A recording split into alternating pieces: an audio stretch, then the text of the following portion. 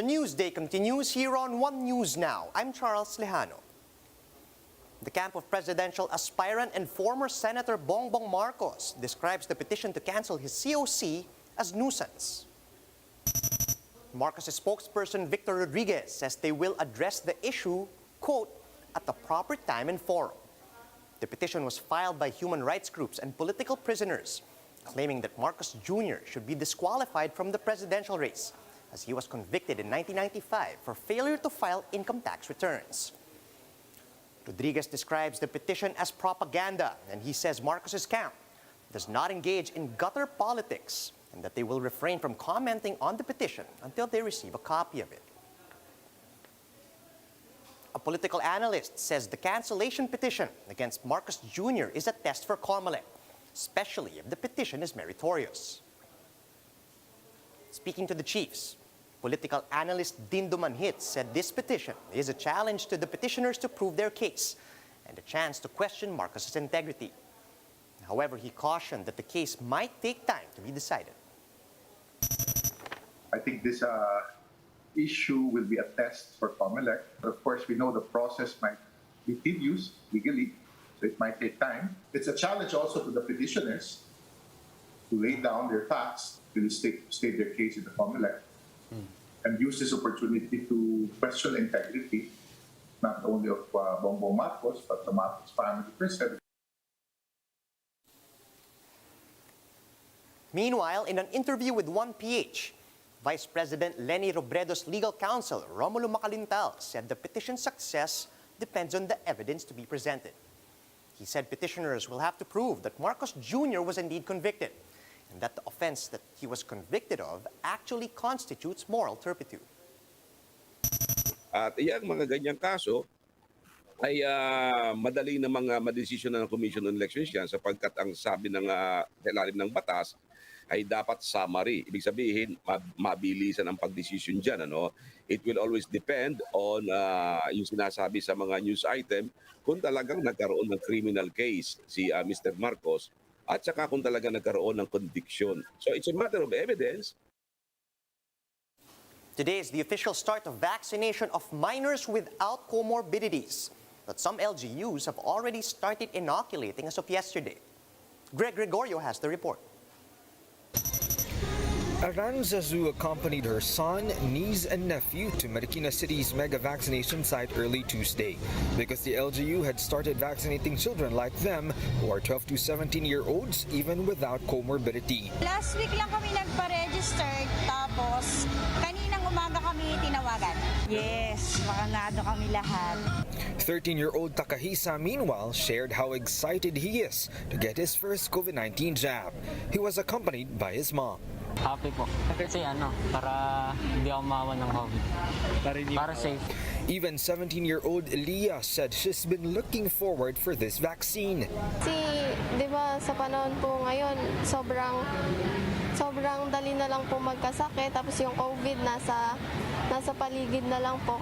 Around 100 of their age group without any medical conditions got their first dose of COVID-19 vaccine in Marikina City yesterday. LGUs in Metro Manila are supposed to start pediatric vaccination among 12 to 17-year-olds without comorbidities only today, November 3. But Marikina Mayor Marcelino Teodoro explained that they have included a few of without comorbidities in their vaccine run ahead of schedule because they have already vaccinated nearly all of their 5,000 pediatric A3 population. As of latest record, there are already 17,000 ages 12 to 17-year-olds who have registered online in Marikina. Starting today, the city will vaccinate 2,000 of them each day. Pagsisimula natin ngayong araw, mga 2 buwan bago matapos ng taon na ito ay mababakunahan natin yung target population natin na mga 50 to 80,000 na 12 to 17 na minors. The city is also assigning their mega vaccination site at the Marikina Sports Complex as solely for pediatric vaccination, while jabbing for adults will be held in 5 other vaccination sites. They have also tapped schools to register their students and possibly vaccinate even those who are not residents in Marikina in order for them to achieve herd immunity in their school population. Kung may herd immunity na sa mga paaralan, ay makapagsimula tayo ng mga limited face-to-face classes. next year. Para sa susunod, makapagsimula tayo ng limited face-to-face classes para sa susunod na school year. Aside from Marikina, the cities of Taguig and Navotas have also started their pediatric vaccination of 12 to 17-year-olds without medical condition ahead of the day's kickoff. But DOH NCR said this is not an issue for as long as their vaccination site and logistics are prepared, while still prioritizing those with comorbidity.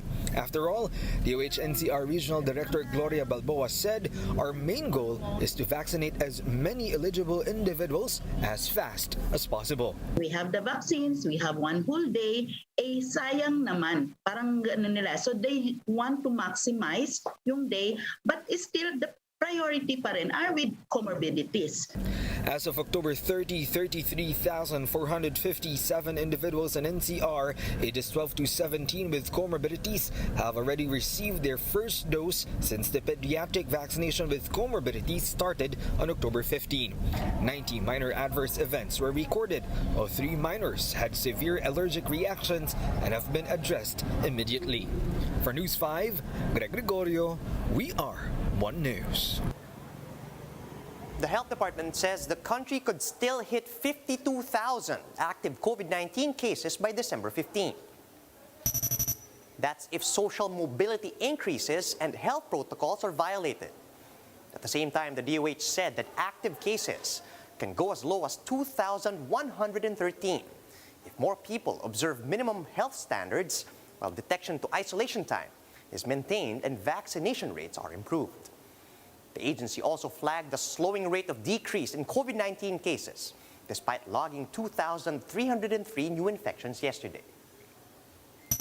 Is still going down, but the decline is slower than the previous weeks. Well, una, good news pa rin naman yun, no? There is a decline. Pero pag bumabagal nga, tama ka, yun ay higit nating binabantayan kasi yung pagbagal na yun, posibleng makita natin from a negative, nagpa-positive tayo. So, and I guess, isa rin itong kaya yung isang call namin ay kailangan yung tuloy-tuloy na paghahanap ng kaso. Meanwhile, the Octa Research Group insists that Metro Manila is ready for Alert Level 2. That's despite the Health Department's hesitancy on the matter. Octa's Guido David explained that NCR could be downgraded to Alert Level 2, especially if residents won't forget to follow health protocols. We actually support a downgrade to alert levels, but we think the risk is relatively low. We have a lot of vaccinations sa Metro Manila. The difference is marami na tayong vaccinations ngayon. Ngayon, even if we downgrade to alert level 2, hindi naman ibig sabihin pwede na tayo maging kampante. The Environment Department says it's ready to lift the ban on open pit mining, despite opposition from environmental groups. The agency is also reviewing dozens of new mining applications. Mobile journalist Pamela Vasquez gives us the front seat to the story.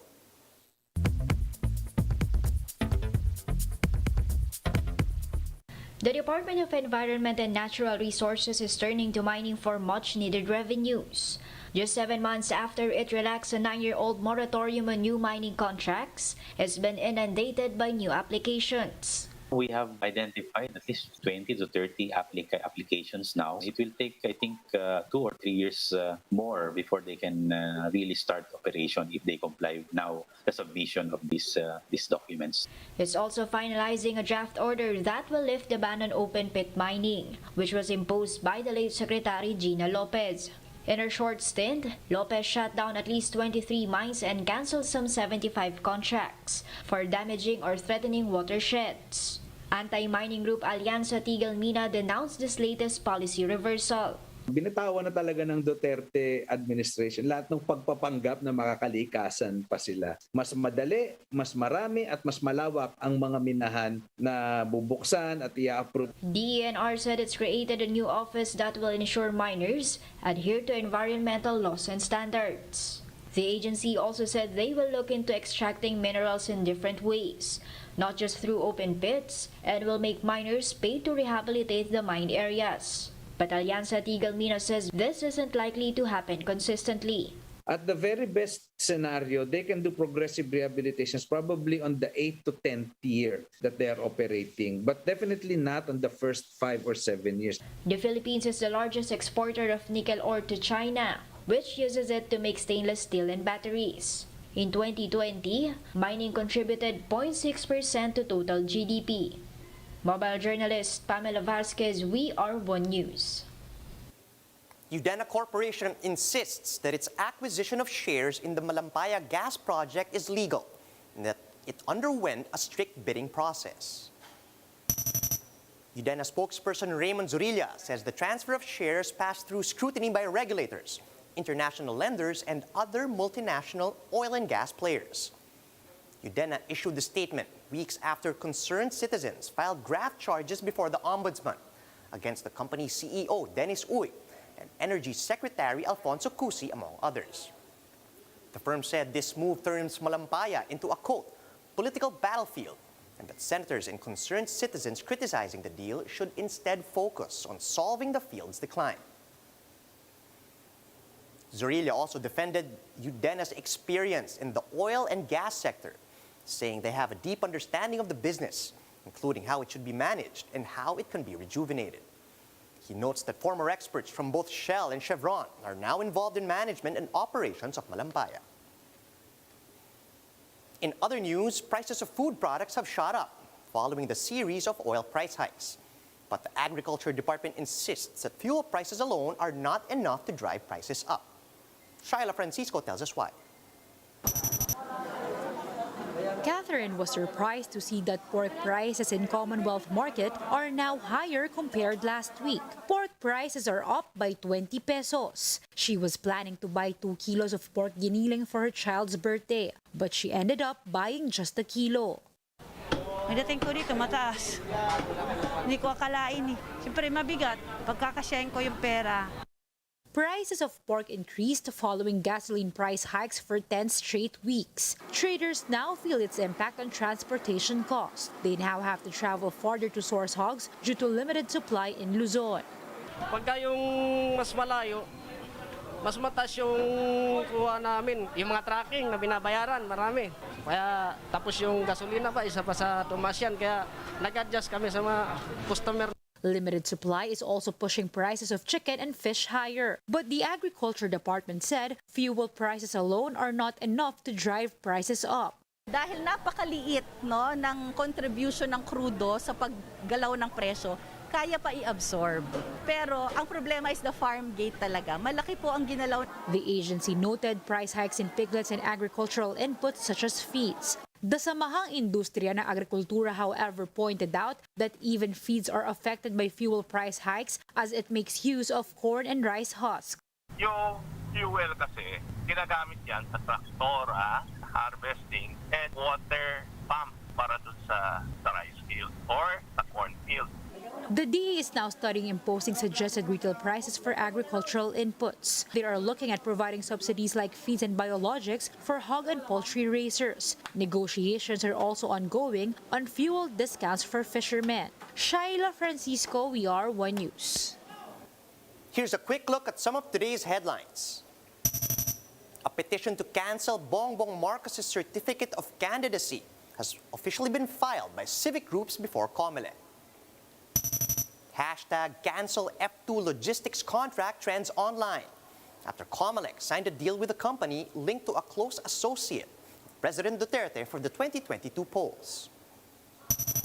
And the administration's allies in the Senate revealed that President Duterte is considering running for senator. And those are the top stories at this hour. Join us later at 10:45 a.m. as we continue to monitor the day's biggest stories. You can also catch One News on Signal Play. Just register for a free account at www.signalplay.com so you can stream One News live anytime and anywhere. I'm Charles Lejano. Mask on, wash hands, and stay safe, Philippines. We're One News.